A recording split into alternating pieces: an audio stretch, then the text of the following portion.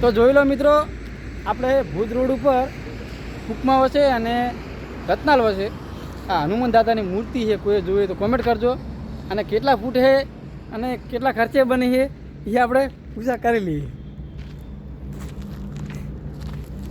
તો જય માતાજી મિત્રો, હું છું વાસુ ઠાકોર ને આ મૂર્તિ 11 લાખના ખર્ચે બનેલી છે.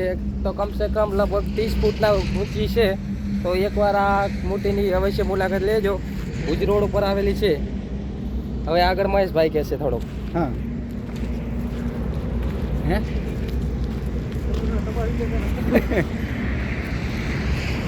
તો જે લોકોને હનુમાન દાદાના દર્શન થઈ ગયા હોય તો પ્રેમથી કોમેન્ટમાં લખી દેજો જય હનુમાન દાદા.